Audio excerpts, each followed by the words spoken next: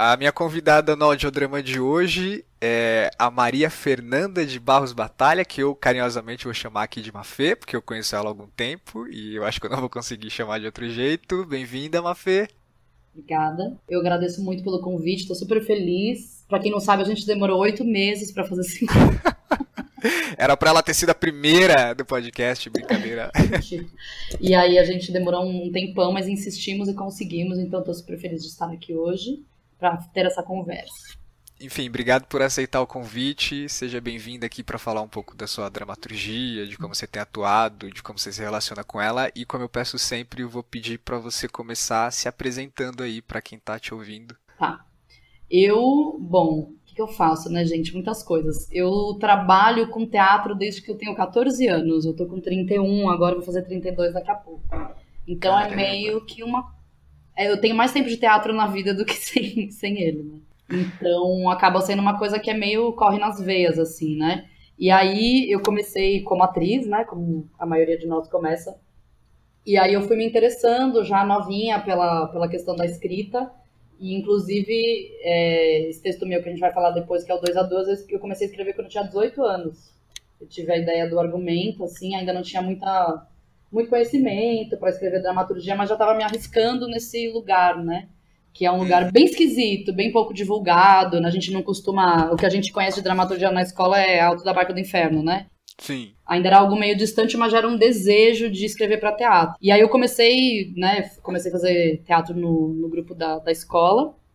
E aí, que era um grupo bem legal, a gente ia para um monte de festival, então já foi uma experiência bem potente ali. Eu logo entrei na faculdade, entrei no curso técnico e já comecei a dar aula.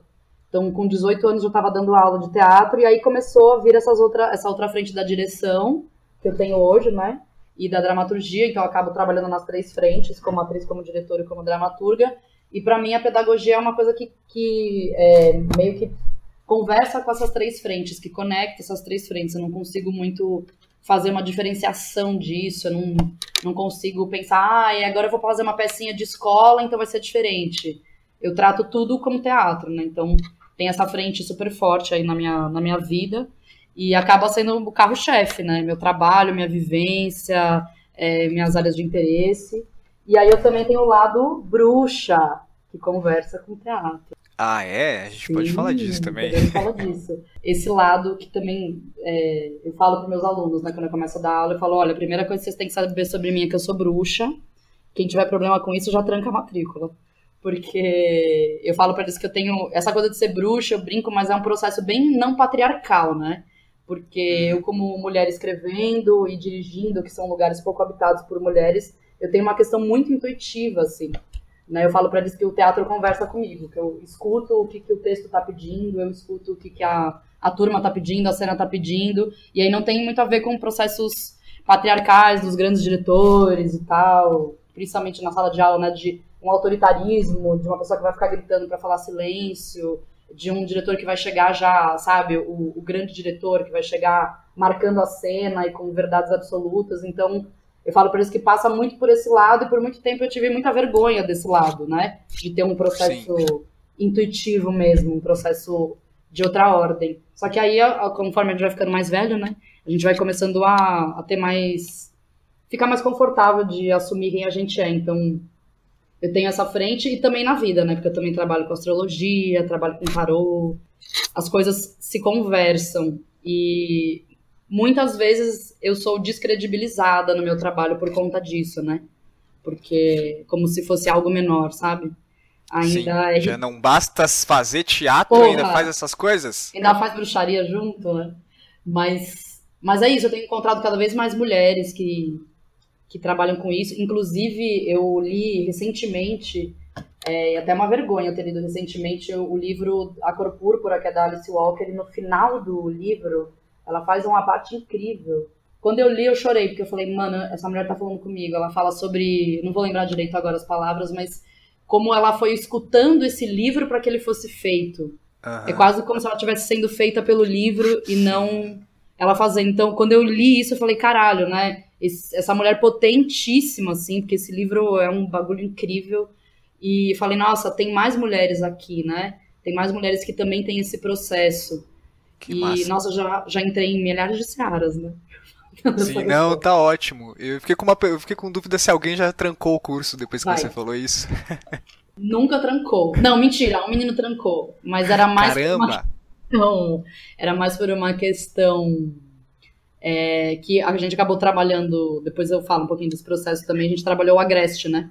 Aham. E aí tinha uma questão ali dele de homofobia que ele não conseguiu muito lidar. E também Hum, tem isso sobre o meu trabalho, né, que eu falo para os alunos. Eu não separo arte de política e eu milito mesmo. Assim, a gente vai falar sobre feminismo, sim. A gente vai falar sobre as questões da atualidade. Eu sempre digo que para mim não faz sentido fazer textos que não digam nada, né? De sim. respeito, ok, quer fazer, né? Comédia pastelão ou peças que são clássicos, mas que não dizem respeito à nossa realidade. Mas para mim não faz nenhum sentido a gente não entender por que a gente está montando essa peça hoje e qual a intersecção dela com o real. Então, na real, eles acabam tendo mais problema com isso do que com a parte da bruxaria. Essa sua ida, tipo, pra dramaturgia mesmo, que dramaturga passou a configurar nessa sua gama de funções? Quando é que foi? Como é que... Porque uma coisa é você estar se relacionando, escrevendo, tendo interesse, mas quando que você pegou isso pra você e falou, mano, faço dramaturgia? Olha, eu acho que foi, porque o 2 a 2 é isso, né? Comecei a escrever novíssima, e aí eu ia guardando, escrevendo, e aí em 2014, foi isso? Ou 2013? Foi. 2013 ou 2014, não lembro. Teve na Oswald lançou um curso que era para textos inacabados de dramaturgia. E aí eu falei, caralho, é esse lugar aí que eu tenho que estar, né? Porque eu tô com esse texto parado aqui e eu não tinha ainda nessa época muitas essas frentes de venha se formar dramaturgo, cursos de dramaturgia e tal. E aí nessa hora eu fui para lá e falei, meu, vou bancar esse texto aqui, né? Vou escrever esse texto. E aí nessa mesma época eu entrei no curso, comecei a desenvolver o texto 2 a 2 e aí esse curso durou 2 anos e acabou a turma acabou dando certo, a gente acabou alongando mais um ano, né? E eu acabei fui convidada no segundo ano de curso por um grupo para escrever uma peça sob encomenda. E aí nessa época foi a minha primeira peça profissional, né? Primeira vez que Uhum. alguém montou um texto meu. E aí acho que nessa fase que eu comecei a sacar que a dramaturgia era uma frente Que foi qual na minha texto? existência. Chama Nós, o texto. É um texto que foi montado por chama Companhia Pimenteria de Teatro, e aí eles... Era uma peça dentro de um apartamento, a proposta deles era essa. Quando eu cheguei, os personagens já estavam meio configurados, e eles me chamaram para unir esses personagens, eles já tinham um argumento, né? Então eu escrevi a peça em cima desse argumento. Entendi. Você me enviou aqui, eu te pedi alguns textos, você me enviou o 2 a 2, o Sobre as Baleias e o Heitor e as Baleias. Sim. E eu achei legal porque, embora sabendo que você tá trampando com dramaturgia, que você faz dramaturgia, eu acho que eu nunca tinha lido nada seu. E eu fiquei curioso para sacar o porquê que você escolheu esses como representativos da sua escrita, se você Olha tem que outras legal. coisas, por que esse recorte em cima desses três? Por que você enviou para cá, para mim? Tá. Bom, o Sobre as Baleias, ele foi o primeiro texto da coletiva Vulva da Vovó, que é um grupo de teatro que eu faço parte, eu fui uma das fundadoras do grupo. E a gente tinha essa vontade de fazer algo autoral que unisse essa frente do feminismo, da política, do nosso posicionamento, mas com poética, né? A gente são artistas que vieram já de uma frente super militante no movimento estudantil das universidades e tudo mais, e muito, muito porrada, e a gente estava afim de fazer alguma coisa que sim falasse algo, mas que a gente fizesse isso com poesia, né? Que a gente Uhum. não, que a gente panfletasse de uma outra forma, inclusive para atingir outras pessoas, né? Não só fazer um agite próprio, sabe? Tipo, vamos fazer teatro pra Uhum. galera de esquerda e a gente ficar alimentado com isso. E aí o Sobre as Baleias ele surge disso, então é um texto para mim muito que eu tenho muito carinho por ele. Foi um texto muito desafiador por conta da gente conversar muito sobre esse lugar de fala, né? Porque o texto é sobre as Mães de Maio. E aí, como falar sobre elas, né? A gente discutiu muito sobre isso. A Vulva é um grupo que é formado. São 15 minas e um cara, né? Então ele é majoritariamente feminino. Daí a gente tem as mulheres negras, no grupo também que fazem essa frente, que fizeram muito esse diálogo também comigo, né, durante o processo de escrita, porque a gente, claro, que a gente tá junto na luta, a gente pensa sobre racismo, a gente pensa sobre lesbofobia, transfobia, homofobia e tudo mais, machismo, né, mas é sempre importante a gente ter essa troca com as pessoas que estão envolvidas de fato, né, que sentem na pele. Sim. E daí a gente conversou com a Débora e com a Maria de Fátima, que são duas mães de Maio, e elas estavam no começo, elas ficam muito arredias porque muita gente já capitalizou em cima da luta delas, né? Inclusive a Débora contou pra gente que teve até mestrado na França sobre elas, e ela falou, eu fiquei sabendo por terceiros, o cara nunca conversou comigo. E a Débora é quem leva o movimento Mães de Maio, né? Então elas Sim. foram usadas como objeto de estudo por muitas pessoas, inclusive pessoas de esquerda, né? E aí a gente tinha essa preocupação de não transformá-las num objeto, mas a peça ser, na verdade, uma bandeira também da luta delas, a gente divulgar a luta delas. Então foi um puta desafio de transformar isso em metáfora. Por isso que, bom, como você viu, eu tenho 2 títulos com baleias, né? Eu tenho uma questão com as baleias. Pequena, assim, eu sempre... Quando eu descobri que existia baleia no mundo, eu comecei a chorar e falei, gente, que incrível. Acho que eu tinha uns 5 ou 6 anos de idade. Caramba! Eu falei, meu Deus, esses seres... E aí é muito legal porque tem essa coisa mitológica das baleias serem o mamífero mais antigo do mundo, e é como se elas guardassem as memórias do planeta, né? Então, pra mim, as baleias representam essas mães, porque o que elas querem é que a memória dos filhos dela não pare de existir, para que a gente saiba, esses meninos existiram e a PM matou eles. Né? Porque a vontade do Estado é de apagar a existência desses meninos. Porque pra quem tá ouvindo, Sobre as Baleias conta ali, acompanha a história de uma mãe que é empregada doméstica, perde o filho para a violência do Estado, só que você constrói isso a parte com outras cenas, com outros núcleos que vão contando a história e tem uma dramaturgia que traz muitas indicações da encenação, de como as coisas se transformam e com uma linguagem muito acessível também, né? Que é isso que você falou de levar essa metáfora de uma maneira para as outras pessoas, gente que não é necessariamente de esquerda e que está militando, fica muito claro na dramaturgia. Enfim, pode continuar. Não sei se eu falei alguma besteira, se quiser contar mais alguma coisa do texto. É isso mesmo, e aí o texto trabalha com esses... mas é como se fosse a gente transformando numa jornada, né? E não é uma jornada realista, porque a peça começa com uma bióloga marinha explicando sobre as baleias, que as baleias estão armando uma revolução no fundo do oceano. E que agora os homens vão ter que se segurar porque vai vir o tsunami, né? Então a gente usou essas metáforas das mães serem as baleias, das mulheres, né, serem essa água, que é muito a partir da fala da Audre Lorde, que eu sempre falo para meus alunos, que não se destrói a casa do mestre com as armas do mestre, né? Então, que movimento é esse que a gente está fazendo que não vai matar eles com as armas dele? Inclusive, as Mães de Maio, não sei quem já teve aí que está ouvindo, a oportunidade de estar em alguma manifestação ou passeata junto com elas, porque é um bagulho assim que você treme na base, porque elas vão na cara do policial ali falar, né? Porque elas falam muito sobre isso, tipo, a vida pra elas... A Débora fala, tiraram uma coisa mais preciosa da minha vida, não tenho mais medo de nada. Não tenho medo de chegar na cara do policial e falar, né? Elas fizeram uma vez uma manifestação que elas vinham com... Tinha uma coisa das rosas na cara dos policiais, então... E é lindo porque a Débora fala isso, a gente é por nós, né? É nós por nós, porque o Estado não reconhece a nossa luta e nenhum partido reconhece. Porque ninguém quer se envolver nessa luta, né? Então, elas são mulheres fodas mesmo.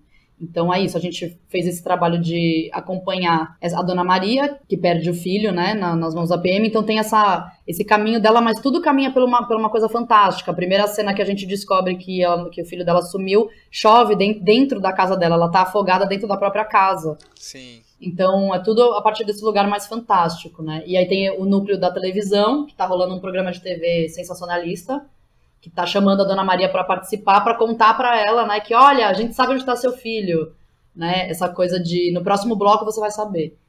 E aí a gente casa isso também com as mães da Argentina, né, que é um movimento super forte, também de busca por esses meninos que foram perdidos na ditadura, né, que foram perdidos não, que foram sequestrados ou que foram mortos na ditadura, ou que foram sequestrados e adotados por outras famílias.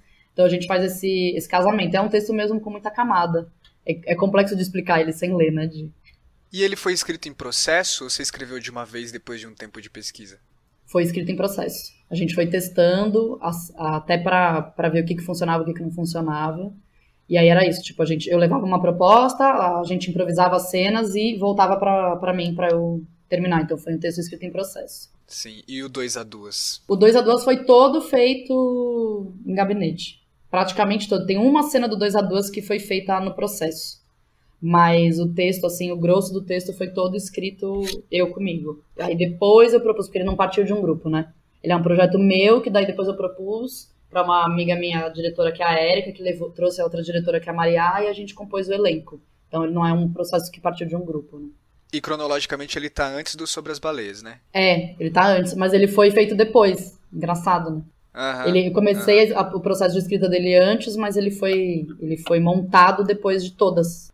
E ele mudou muito desde que você começou a escrever? Porque você falou que começou a escrever ele com 18 anos? Nossa, muito. Eu comecei a escrever com 18 e terminei com 29, né? Caraca, 11 anos de texto. 11 anos de texto, cara. Eu falo que eu fui crescendo com o texto, né? Porque o 2 a 2 fala da história de uma menina que se apaixona pela professora de literatura dela. E aí elas têm as duas se apaixonam uma pela outra, elas têm um caso. E aí essa história também perpassa a relação dessa menina que é a Lígia com a mãe dela, que é uma relação super complexa em casa, e a relação com os dois melhores amigos, que é a Ana e o Márcio, que são um casal. Então também tem as questões que eles passam. E aí, quando eu comecei a escrever, esse texto é engraçado, esse texto tem 18 versões. Nossa. E eu guardei todas, porque eu gosto de documentar tudo, assim, ver de onde veio. E é muito engraçado ler as primeiras, porque eu tava lá, né, eu tinha acabado de descobrir que eu era lésbica, e eu tive um impulso muito grande de dizer, se as meninas como eu assistissem alguma coisa que dialogassem com elas, talvez elas não passem pelo que eu passei, pelo drama que eu passei, né? Porque hoje ainda, naquela época, pior ainda, de não ter representatividade lésbica, né? A gente, até dentro do movimento LGBT, a gente fica ali por baixo das pautas, né? A gente vê muito mais os gays falando do que as lésbicas pegando a palavra. Então, eu não tinha nem referência de que existia essa possibilidade. Então, eu falei, eu queria escrever sobre isso com as meninas, e eu tinha uma coisa que era de ver as minhas amigas todas apaixonadas por professor, escrever cadernos e cadernos, eu amo o professor tal. E eu falava, cara, que engraçado, né? Nunca passei por isso. E aí, depois que eu descobri que eu gostava de mulher, eu fui descobrir que eu era apaixonadíssima por uma professora de literatura minha quando eu tinha 11 anos de idade. Só que, obviamente, eu não fiz essa leitura, né? Porque com 11 anos eu nem sabia que isso existia. Quando essa história veio à tona, eu falei, caralho, eu quero falar sobre isso. Quero falar que também tem essa possibilidade de meninas se apaixonando pelas suas professoras, né? Porque a gente só fala dessa paixão heterossexual de aluna por professor. E aí foram esses dois desejos que me moveram. E aí no começo tinha muito isso, tinha rivalidade feminina entre as amigas, tinha uma coisa de uma amiga atrair a outra e contar pra todo mundo que ela tava pegando a professora. Então tinha muito uma vivência ali minha, né, do que eu achava que era ser mulher, de como eu aprendi Sim. o que é ser mulher. E aí ao longo dos anos que eu fui me entendendo feminista, que eu fui descobrindo as lutas, que eu fui vendo outras camadas, o texto mudou muito. Então no começo ali já era eu. E hoje, claro que o texto ainda tem muito de mim, mas ali já descolou totalmente, né, de mim. E aí eu virei professora também, tem uma professora no texto, né? Então é muito louco porque eu fui mudando de perspectiva. O texto mudou muito do começo para o que ele é agora. Entrou questão de classe, entrou questão de raça, entrou as questões feministas, as questões da construção da masculinidade tóxica também, que eu tenho super interesse nessas pautas. E entraram desse jeito, né? Não, de novo, não desse jeito levantando bandeira escancaradamente, mas poeticamente. Sim, e ele tem uma forma, acho que dá pra dizer que ele segue o modelo convencional, né, de dramaturgia, mas que você ainda dá um tratamento meio informal ali pra transmitir um pouco esse ambiente de adolescente, de escola, que eu acho que quando você começou a escrever deve ter sido até fácil, né, estar nesse lugar e transmitir um pouco essa linguagem, mas é muito louco porque tem esse lado super informal, super adolescente que você dá na forma como você fala, mas as questões que você traz e a maneira como você traz, elas são densas, né? Sim. Enfim, eu não imaginei que você tivesse passado tanto tempo escrevendo, mas pensando agora faz sentido até. Porque ele ganhou milhões de camadas, né? Isso que você falou. E tem uma coisa... Inclusive foi uma crise engraçada, porque quando eu comecei a fazer o curso, todo mundo escrevendo dramaturgia desconstruidona, né? E aí eu escrevendo e falava, caralho, eu tô totalmente na contramão, tô escrevendo drama aqui, é diálogo, ninguém mais faz isso hoje em dia. Eu entrei numa crise, eu entrei e falei, mano, eu não sou contemporânea. Nossa. E foi bom porque um dos meus professores falou, mana, calma, você é contemporânea a seu tempo, então escreve o texto do jeito que ele quer ser escrito, não pira. Porque daí eu comecei a querer enfiar umas coisas de desconstrução no meio. Não, então agora vai ter um vídeo, agora vai ter um monólogo, agora vai ter... E não tinha nada a ver com o que o texto queria ser, né? Acho que isso é um aprendizado também, de ouvir o texto. Acho que isso, tanto nas coisas que eu escrevo de literatura também, tem uma coisa... E no teatro, né? Quando eu dirijo, é ouvir o texto mais do que o meu desejo. Tipo, eu tinha um desejo de que esse texto fosse super contemporanoide, assim, né? Com esses dispositivos de dramaturgia contemporânea. Só que não, ele é um texto de diálogo mesmo. Até a galera sempre fala que meu texto é um roteiro, né? Parece um roteiro de cinema, porque tem cortes muito rápidos de uma cena para outra, assim. E acho que quando eu fiquei tranquila com isso, ele começou a vir com mais força, né? E teve uma coisa do 2 a 2 que eu não conseguia terminar ele, porque eu não conseguia dar um final pra Lígia com a professora. Eu não conseguia entender o que o texto estava querendo, porque eu falava, cara, não dá pra eu terminar esse texto com as duas juntas. Porque isso seria frisar um lugar de abuso de relação de poder e tudo mais, mas também de que jeito que elas vão terminar. E aí eu entendi que eu terminei o texto quando eu escrevi a cena do término. Tô dando spoiler pra quem não viu. A cena do término das duas, porque elas se envolvem, né? Tem um envolvimento. E aí tem essa camada a mais que são 2 atrizes negras que fazem. A Lígia é negra e a professora é negra, legal. porque tem um espelhamento das duas. E a mãe da Lígia é branca, de propósito. Porque tem isso, ela tem essas várias questões com a mãe, porque ela não se vê como igual ali da mãe, né? Ela não consegue encontrar pontos de intersecção com a mãe. E quando ela vê a professora, ela vê uma possibilidade dela mesma, porque ela é uma menina negra bolsista numa escola particular de São Paulo que só tem branco. E aí tem uma professora, uma mulher negra que ela admira, então esse apaixonamento também vem por ali, por olhar uma possibilidade de si. E o oposto também, porque a professora, que é a Cecília, durante o texto ela conta, né, no texto ela é uma mulher casada com um homem e tem uma filha. Só que ela conta pra Lígia, quando elas começam a ficar mais próximas, que ela já namorou com uma menina na época da escola, só que teve um fim super drástico, essa relação. Então ela nunca mais se envolveu com mulher depois disso. E aí, quando ela vê a Lígia também, a professora, ela vê uma possibilidade dela ali na frente dela. Então ela também se apaixona pelo que ela poderia ter sido. Então eu falei, isso tem que ficar claro, e essa coisa da relação de poder, porque foi uma época que começou a estourar muito no teatro, as meninas começaram a denunciar os caras, né? As meninas começaram a denunciar muito os professores abusivos, os diretores abusivos e tudo mais, contando histórias, né, de relacionamentos ali, que tinham relação de poder envolvida e diferença de idade envolvida. E aí eu falei, cara, tem que sair da boca dessa mulher, da Cecília, tem que sair da boca dela dizendo que não, que ela gosta muito da Lígia, que ela ama a Lígia, mas que esse relacionamento não é possível, porque ela vai deixar a menina à sombra o tempo inteiro, ela não vai terminar com o marido dela e viver uma aventura com uma garota de 17 anos, né? Sim. Então ela terminou pra mim quando eu escrevi esse texto, que basicamente a Cecília termina com ela de uma forma super amorosa, mas dizendo, eu não vou deixar você ser minha amante, eu não vou deixar você à sombra, eu não vou fazer o que 90% dos homens fazem com meninas incríveis como você, né? E aí quando eu escrevi isso, eu falei, agora eu cheguei no final, agora o texto acabou. E tem outra questão super importante pra mim no texto, que é todas as mulheres se reconciliam no final. Inclusive, os adolescentes que assistem a peça, eles esperam muito que a Ana e a Lígia terminem brigadas no fim, né, que são as melhores amigas. Que todo mundo acha, nossa, a Ana vai ficar sabendo da relação das duas, vai contar pra alguém, ou a Ana vai ficar sabendo que o Márcio, que é o namorado da Ana, tentou agarrar a Lígia e vai culpabilizar a Lígia. Isso não acontece. Então, ela faz as pazes com a mãe, ela faz as pazes com a amiga, e ela tem um final sensato ali com a professora. Então, acho que é uma... Isso eu conquistei por conta desses muitos anos de vivência com texto, né? Sim. E o público tem sido... Acabou que sendo uma montagem meio juvenil, né? E é um lugar bizarríssimo, assim, gente, porque ninguém faz teatro pra jovem, né? Difícil ter. E é muito difícil da gente vender a peça, até a gente ganhou o prêmio, o APCA de melhor espetáculo jovem e o Coca-Cola, ex-Coca-Cola, né, que agora é prêmio São Paulo, que inclusive a Coca-Cola retirou o patrocínio, eles estão sem patrocínio, desesperados para tentar fazer o prêmio ano que vem. Tecnicamente essa foi a última edição do prêmio, um prêmio de 25 anos de vida. Foda, né? Porque é o único prêmio que a gente tem que incentiva teatro infanto-juvenil. E aí o infantil ainda é uma seara, é difícil, mas ainda é uma seara que, tipo, a galera compra, a galera vê, a gente leva crianças ao teatro, né? Só que aí quando a gente entra na adolescência, tem um gap que não tem mais teatro pra gente, vai ter depois teatro adulto. Existe um horário pra peça infantil, né, praticamente. Isso, exatamente. E aí a peça jovem, eles ficam meio incertos, tipo, mas que hora a gente vai pôr? 4 da tarde? Não, cara, o jovem vai pra balada, bota às 9 da noite sim que ele vem, né? Tanto que na nossa primeira temporada na Oswald era horário do adulto da Oswald, era 8 da noite na sexta e sábado às 6, porque eles fecham cedo, né? E aí pra eles, né, a faixa que eu descrevo dessa peça é entre 14 e 25 anos, porque agora a gente tá com essa adolescência tardia, então ainda tá conversando com a galera depois dos 20, esse texto, e claro que conversa com os adultos também, porque a galera assiste e lembra e fala, meu, não teve uma peça pra mim, né, nessa época.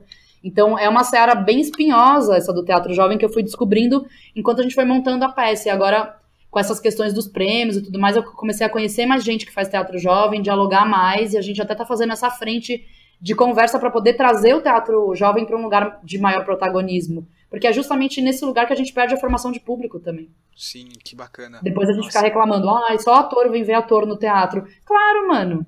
Sim. Claro, a gente não viu teatro quando era jovem, né? Você lembra? Eu lembro que eu assisti uma peça que era de teatro jovem. Eu assisti a peça 5 vezes, pra você ter uma noção.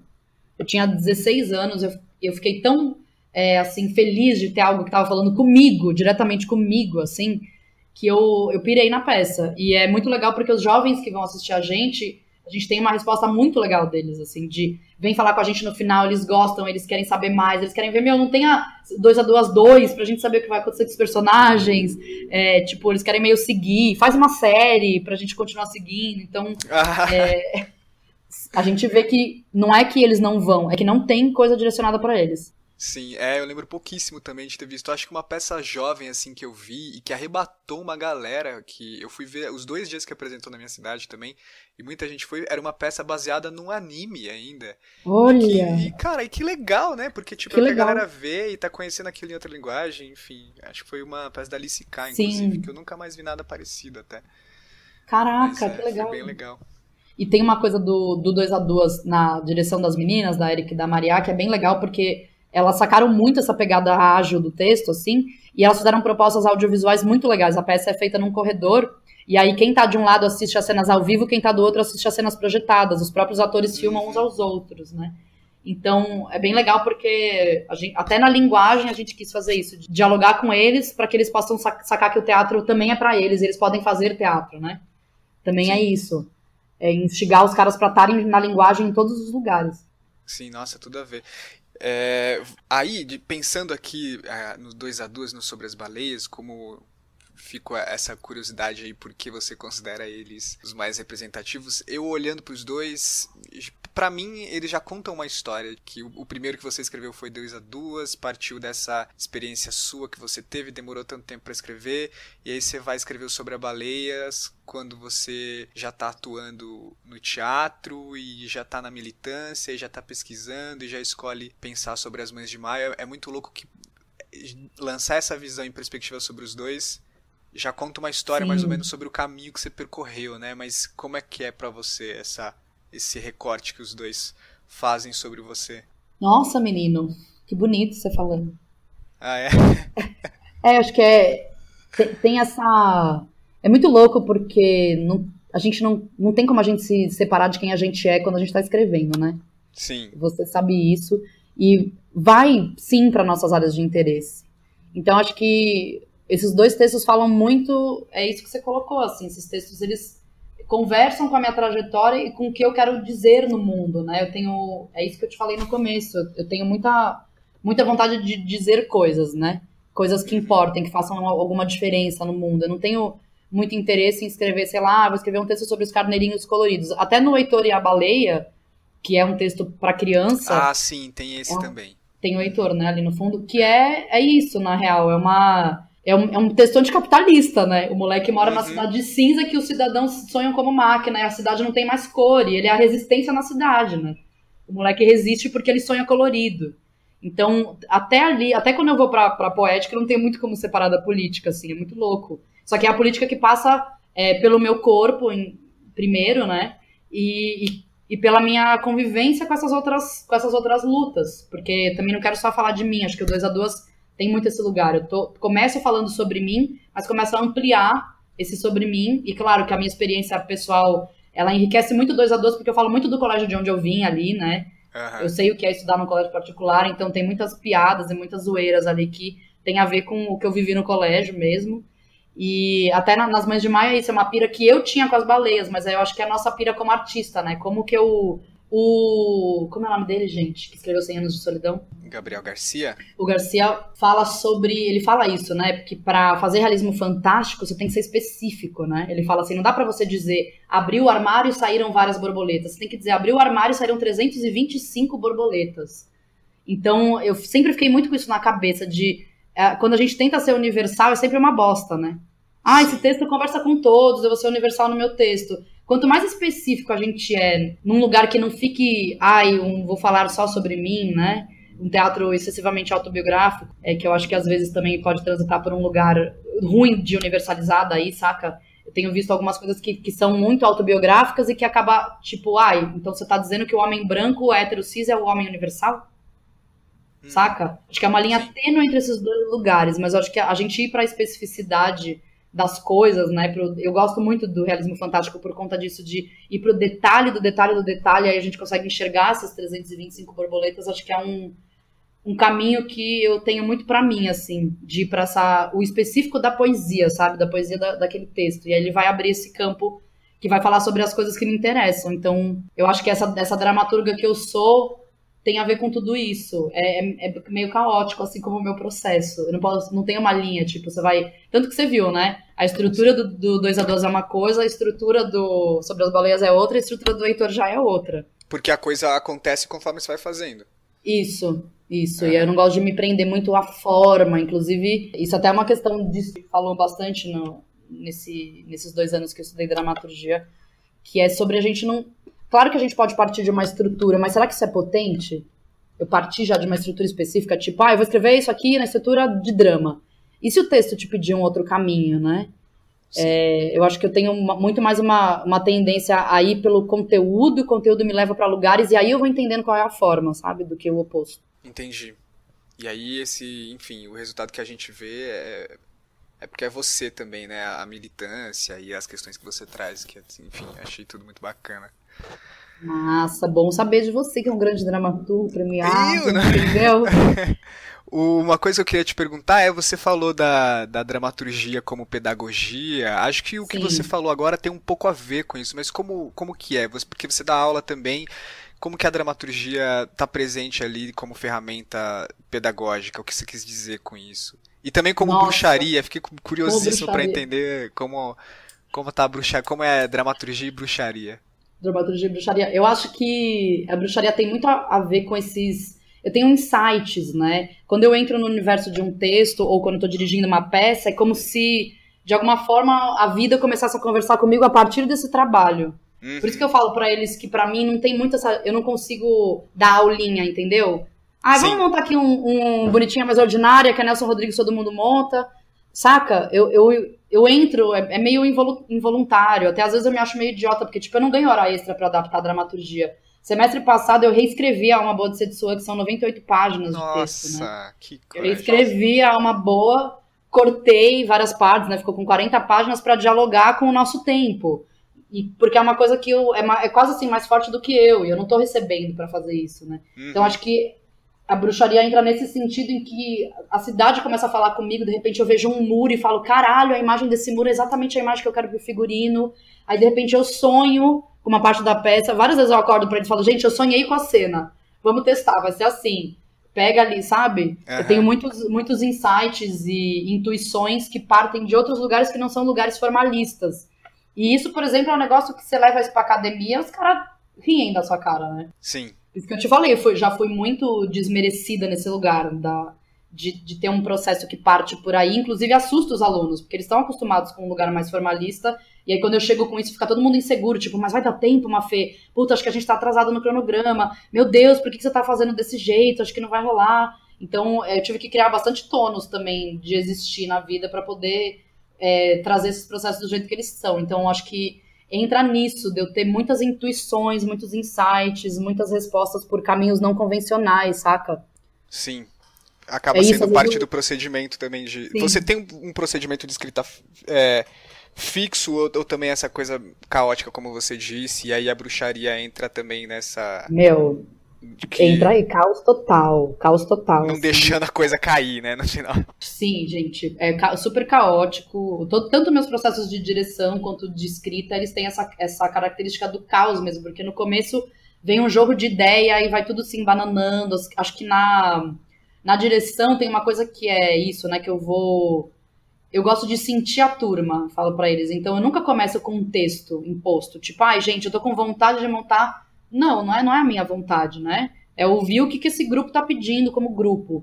Então eu sempre gosto de começar exercícios primeiro de harmonização de grupo, de jogos para poder sentir a turma, e eu peço alguns exercícios cênicos para eles que eu vou vendo qual a característica dessa turma, para onde que ela tá indo. E aí a partir daí o texto vem como essa ferramenta Acho que é aí que o texto entra como ferramenta, saca? Uhum. Tipo, o texto vem pra trabalhar algo que essa turma tá pedindo pra que seja trabalhado.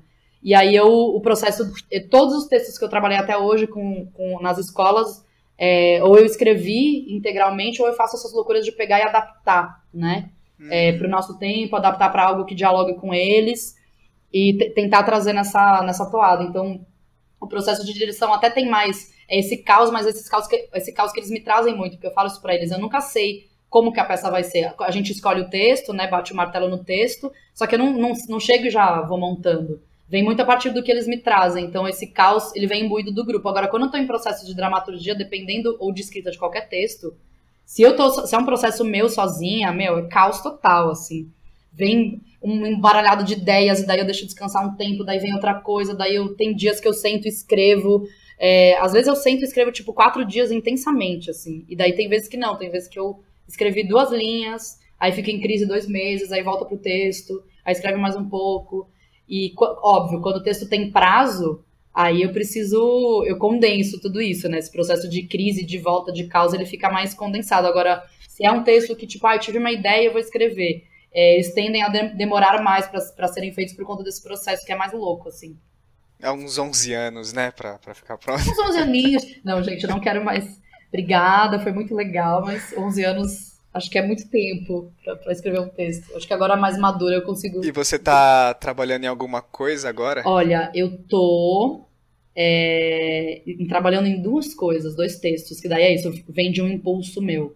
Um que é um monólogo, que vem a partir de um conto meu, que chama Austrália. Tá. E aí ele fala, na verdade, ele fala basicamente sobre essa condição que a gente está vivendo, meio sem chão do que fazer, meio também parte, óbvio, da condição de ser mulher, né? Porque eu escrevo a partir desse lugar. Não sei explicar muito ele direito, mas é um devaneio de uma mulher que não consegue se concentrar para escrever, para fazer nada, né? Tem muito a ver comigo.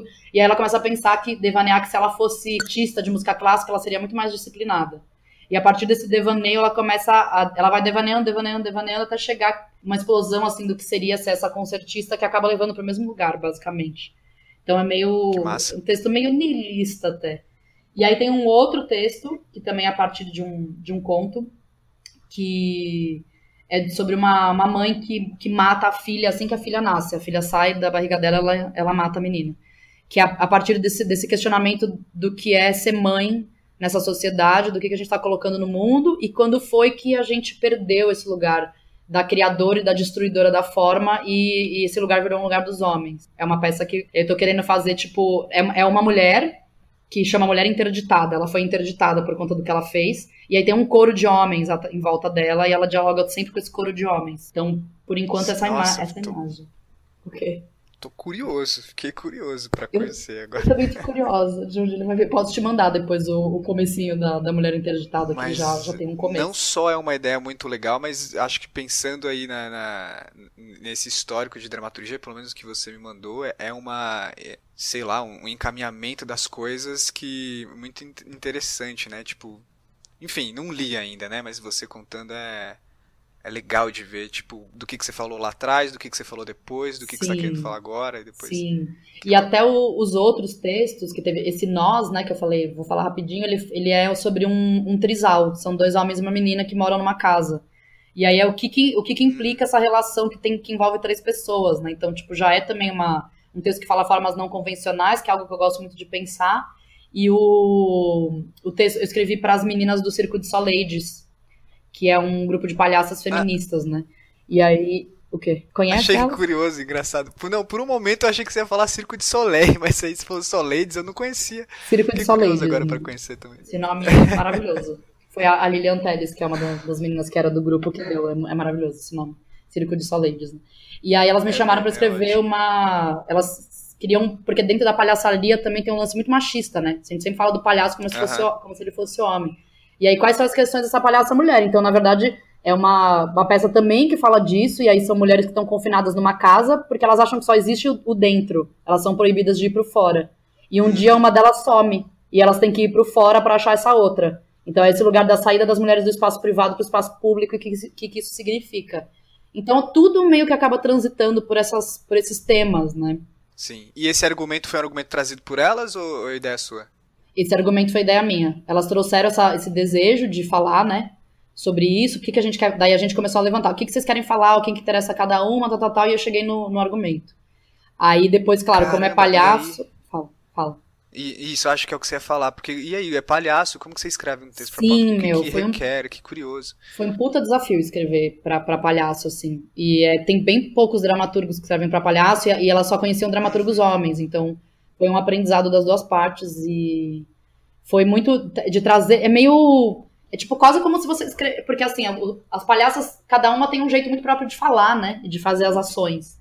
Então eu tive que conhecer minimamente as palhaças, a personalidade de cada uma, e eu propunha, tipo, eu fazia disparadores de dramaturgia pra ver como as palhaças respondiam a eles em cena, porque era difícil eu escrever o texto certo, tipo diálogo, sabe? Foi muito uma dramaturgia de ações também, essa dramaturgia, porque os diálogos é palhaço, né? Parte muito de como elas vão jogar com essa ação. Então a gente foi construindo bastante junto esse texto. No final eu até falo para elas que eu fiz mais um dramaturgismo, né? Porque eu organizei as ideias todas que elas tinham, criei o argumento e dei para as palhaças jogarem. Então é um texto muito vivo. Cada vez que elas fazem, alguma coisa muda, sabe? Tem uma linha do caminho dessa trajetória dessas palhaças do dentro pro fora, mas ele muda também, né? Conforme as palhaças vão mudando e trazendo outras questões. Então foi um puta de um desafio escrever. Que massa, fiquei curioso também. E aí você aprendeu na marra, agora você escreve pra palhaço. Sim, gente, quem quiser escrever pra palhaço, pode me ligar. Alô, palhaços e palhaças. Alô, palhaços, teatro jovem, teatro infantil, teatro adulto, ó, estamos abrindo aí as searas. Mas, Fê, acho que é isso. Acho que pra finalizar, eu vou perguntar se você tem a indicação aí pra deixar pra quem tá ouvindo. Sim, se você separou alguma coisa. Vou deixar. Posso indicar várias coisas? Pode. Pouquinhas, mas... Bom, eu já falei, mas eu vou indicar, gente. A Cor Púrpura é um livro que muda vidas. Isso que essa mina faz é bruxaria. Alice Walker, autora negra, sapatona. O filme não faz nenhum jus ao livro. O filme é muito... Inclusive, foi feito numa época que tem uma questão de lesbianidade, que é uma das questões fundantes do texto, que é totalmente apagada no filme. É mesmo, cara? Sim. É lindo ver um filme todo feito com elenco negro e tudo mais. E pra época, né, faz 30 anos que saiu esse filme, então na época foi um boom mesmo. Só que é dirigido pelo Spielberg, que é um homem branco, né? É um olhar dele também sobre a obra. E o livro é um bagulho revolucionário, assim, eu indico pra todo mundo ler. Ele transformou muito pra mim, inclusive a minha dramaturgia, esse livro, então eu indico. Legal. Daí de dramaturgia, eu indico muito a Grace Passou, que também é isso, é uma mulher negra, lésbica, maravilhosa, e é isso, né? Às vezes a gente fala assim, ele só fica indicando texto de militante. Não, o bagulho que ela faz é sobrenatural. Essa mulher escrevendo, assim, é um negócio que eu amo a dramaturgia da Grace. Eu amo a dramaturgia da Grace, acho que ela escreve muito bem, e gosto muito de ler, ela também tem isso, né? Ela aborda vários temas, de maneiras diferentes, em estruturas diferentes, e eu indico muito ela, pra gente sair desse lugar... da dramaturgia, claro, não vamos dizer que não vamos falar morte ao Brecht, porque foi importante sim, ou ao Tennessee, mas a gente precisa começar a deslocar esse olhar de só ter dramaturgos homens brancos, né, como referência. Inclusive, ainda vivemos hoje, né, numa realidade que dá prêmios para esses dramaturgos, que dá edital para esses dramaturgos, a gente precisa começar a deslocar desse lugar. Então eu sempre gosto de indicar mulheres. Tá, mais alguma indicação? Deixa eu pensar. Eu tenho uma indicação também de outra peça que eu assisti agora e amei. Quarto 19, que é uma... eu não vi ainda. Você não viu ainda, meu? Vai. É da... Puta, esqueci o nome da escritora inglesa. É a partir de um conto de uma escritora maravilhosa, a partir de um texto dela.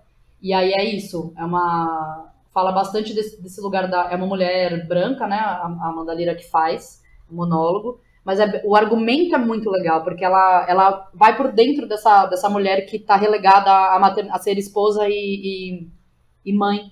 E aí é muito incrível o argumento, porque a questão do quarto 19 ela surta dado momento da vida, porque ela passa, 20 anos sendo a esposa e a mãe, e ela esquece quem ela é. E aí quando os meninos vão para a escola, os filhos que ela tem tempo para ela surta. E aí é muito incrível ver a perspectiva dessa mulher dentro desse surto, e ela destrincha muito bem isso na escrita dela, assim, é muito legal, você fala, caralho, como que ela conseguiu descrever isso com tanta precisão? Tá lá no Teatro da Livraria Cultura, e vale muito a pena, assim, dos que eu vi agora nos últimos tempos. Acho que é isso. Gente, vou aproveitar aqui o ensejo, que a gente falou bastante de dramaturgia, dentro da pedagogia, e eu tô agora esse semestre dirigindo uma turminha que vai se formar na Escola de Atores Newton Travessos, e aí eu peguei uma ideia e fiz uma adaptação do texto, né? E incluí coisas e tal, incluí o começo do mito que não tem, né, no original, de onde vem o Jazão, como que eles se conhecem e tudo mais. E tá bem legal e acho que exemplifica bastante tudo que a gente falou hoje, assim. E aí a dramaturgia é meio a serviço do grupo, mas também sem perder a poética original dela. Então, quem tiver interesse, é lá no Teatro Irene Ravache, na Rua Capote Valente 667. A gente vai fazer 4 apresentações de 12 a 15 de dezembro, sendo que quinta, sexta e sábado é às 9, domingo é às 7. A entrada é 1 quilo de alimento. É isso, gente. Certo. Se as pessoas quiserem te encontrar, conhecer seus textos, te seguir nas redes sociais. Olha, me encontrem no Facebook. Eu tô usando meu nome inteiro agora, gente, que é uma questão de também reverenciar a presença da minha mãe na minha vida. Tá certo. Colocar o nome dela, né, junto. Uhum. É Maria Fernanda de Barros Batalha no Facebook. Daí lá eu sempre divulgo as coisas que eu tô fazendo, posto textos, coisas que estão em processo. E meu Insta é @Maria_Jubarte, em homenagem às baleias que eu tanto amo. Tô lá no Insta. E aí vocês conseguem me achar. Eu sou super pedagoga, então se alguém ouviu e falou, eu tenho dúvida, ou eu quero ler um texto seu, vamos debater, sou super aberta para isso. Acho que a gente está num momento histórico que a gente tem que trocar, a gente tem que dialogar, a gente tem que ter conversas como essa que eu tô tendo agora com você, e vamos fortalecer, né? Porque senão a gente vai ser esfacelado por esse movimento fascista que tá vindo aí. Exatamente. Todas as maneiras possíveis de existir e resistir, vamos ocupar esses lugares, senão eles serão ocupados por quem... Exatamente. Né? Mafê, muito obrigado pela sua presença, que conversa ótima, passou voando. Passou voando mesmo, gente. Você tá vendo? É sempre uma surpresa e... Nossa, que bom, que adorei tudo que você trouxe. Eu tava aqui como ouvinte do podcast, na verdade. Eu adorei também. Fiquei muito feliz quando você me chamou, porque é super importante esse lugar do reconhecimento também, né? Tipo, nossa, as pessoas estão me reconhecendo mesmo como dramaturga, tá abrindo esse espaço. Acho legal para as meninas que estão ouvindo também, né? Que tem medo de escrever ainda, medo de colocar suas ideias no mundo. É foda ainda, gente, não vou mentir, não tá ainda um mar de rosas, mas bora juntas, assim, vamos fortalecer. E fortalecer esse movimento nosso de dramaturgos que não brancos, não homens, não héteros, não cis. Sim. E, enfim, espero que você inspire muita gente aí com a sua participação aqui. Obrigado mais uma vez por somar aqui com a história do podcast também. Agradeço muito, vida longa esse podcast. Viva! E é isso, o Audiodrama volta daqui 2 semanas e a gente se despede dando tchau pro pessoal. Mafê, tchau, gente, e até a próxima. Beijo, tchau, galera! Aí...